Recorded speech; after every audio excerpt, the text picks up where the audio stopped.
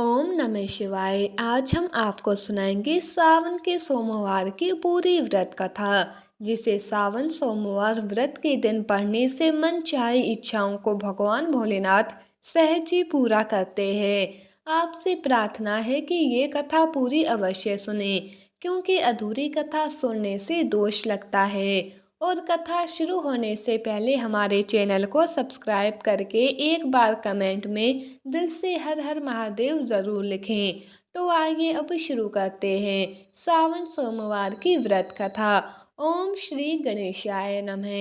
एक नगर में एक शाहूकार था, जो भगवान शिव का अनन्य भक्त था। उसके पास धन धान्य की किसी भी चीज़ की कोई कमी नहीं थी, लेकिन उस शाहूकार की कोई संतान नहीं थी, और वह इसी कामना को रोज भगवान शिव जी के मंदिर में जाकर उन्हें कहता था और उनके आगे दीपक प्रज्वलित करता था। उस शाहूकार के इस भक्ति भाव को देखकर एक दिन माता पार्वती ने कैलाश पर शिव जी से कहा कि हे प्रभु, ये शाहूकार आपका अनन्य भक्त है। इसको किसी बात का कष्ट है तो आपको इसे अवश्य ही दूर करना चाहिए। तब भगवान शिव बोले, हे पार्वती, इस शाहूकार के पास पुत्र नहीं है, ये इसी बात से दुखी रहता है।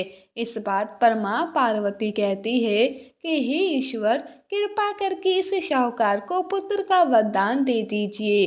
तब भोलेनाथ जी ने कहा, हे पार्वती, ये संसार कर्म क्षेत्र है। जो अपने कर्म के अनुसार जैसा भाग्य लिखवा कर लाता है, वैसा ही वो भोगता है। इसमें स्वयं ईश्वर भी कुछ नहीं कर सकते। इस शाहूकार के भाग्य में पुत्र का योग ही नहीं है। ऐसे में इसे पुत्र प्राप्ति का वरदान यदि मिल भी गया तो इसका वो पुत्र केवल 12 वर्ष की आयु तक ही जीवित रहेगा। ये सुनने के बाद भी माता पार्वती ने कहा कि हे प्रभु, आपको इस शाहूकार को पुत्र का वरदान देना ही होगा, अन्यथा भक्त क्यों आपकी सेवा पूजा करेंगे। माता पार्वती के बार बार ऐसा आग्रह करने पर भगवान भोलेनाथ ने उस शाहूकार को पुत्र का वरदान दिया। लेकिन शिव जी ने उस शाहूकार को ये भी कहा कि वो पुत्र केवल 12 वर्षों तक ही जीवित रह सकेगा। शाहूकार ये सारी बातें सुन रहा था, इसीलिए उसे ना तो खुशी हुई और ना ही दुख। वो पहले की ही तरह भगवान भोलेनाथ की पूजा अर्चना करता रहा। उधर शाहूकार की पत्नी गर्भवती हुई और 9वें महीने में उसे एक सुंदर बालक की प्राप्ति हुई। परिवार में खूब हर्षोल्लास मनाया गया, लेकिन शाहूकार पहले की ही तरह रहा और उसने बालक की सिर्फ 12 वर्ष की आयु होने का जिक्र कभी किसी से नहीं किया। जब शाहूकार के बालक की 11 वर्ष की आयु हो गई तो एक दिन शाहूकार की सेठानी ने बालक के विवाह की बात की। तो शाहूकार ने कहा कि वो अभी बालक को पढ़ने के लिए काशी भेजेगा। इसके बाद उस शाहूकार ने बालक के मामा जी को बुलाया और कहा कि इसे काशी पढ़ने के लिए ले जाइए। रास्ते में जिस भी स्थान पर रुकना, वह यज्ञ करते हुए और ब्राह्मणों को भोजन कराते हुए ही आगे बढ़ना। दोनों मामा भांजा भी इसी तरह कहते हुए जा रहे थे कि रास्ते में एक राजकुमारी का विवाह उन्हें दिखाई दिया। जिससे उस राजकुमारी का विवाह होना था, वह व्यक्ति एक अंक से काना था। तो उस राजकुमारी के पिता ने जब अति सुंदर शाहूकार के बेटे को आता देखा तो उसने मन में विचार किया कि क्यों ना इसी लड़के को घोड़े पर बिठाकर शादी के सारे कार्य संपन्न करा लिए जाएं। तो राजकुमारी के पिता ने शाहूकार के बेटे के मामा से बात की और उनसे कहा कि शादी की रस्में निभाने के बदले में वो उन्हें अतः धन देंगे। तो दोनों मामा भांजा ऐसा करने के लिए राजी हो गए।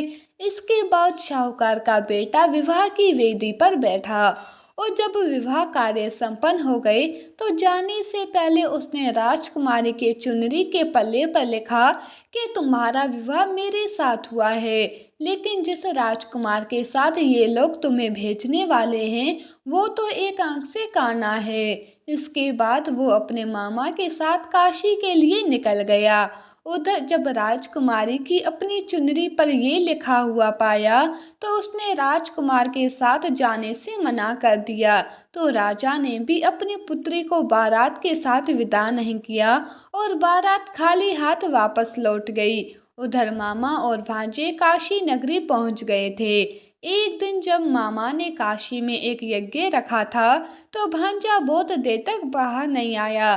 तो मामा ने अंदर कमरे में जाकर देखा तो भांजे के प्राण निकल चुके थे, क्योंकि उसकी 12 साल की आयु पूरी हो चुकी थी। मामा ये देखकर बहुत परेशान हुआ, लेकिन फिर उन्होंने सोचा कि अभी रोना शुरू किया तो ये यज्ञ के लिए आए सभी ब्राह्मण हमें अपशगुनी मानकर हमें श्राप देकर चले जाएंगे और यज्ञ का पूरा कार्य अधूरा रह जाएगा। तो मामा ने अपने भावनाओं पर नियंत्रण रखकर यज्ञ करवाया और जब यज्ञ संपन्न हुआ तो मामा ने अपने भांजे के दुख में जोर जोर से रोना शुरू कर दिया। उसी समय शिव पार्वती जी नंदी महाराज पर सवार होकर काशी नगरी में उधर से ही जा रहे थे।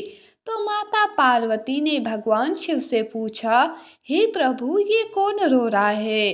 तभी उन्हें पता चला कि ये तो भोलेनाथ की आशीर्वाद से जन्मा हुआ शाहूकार का पुत्र है, जिसकी आयु केवल 12 वर्ष की ही थी और अब वह समय आ चुका है। यानी वो बालक वरदान में कही गई बात के अनुसार अब अपना शरीर छोड़कर जा चुका है।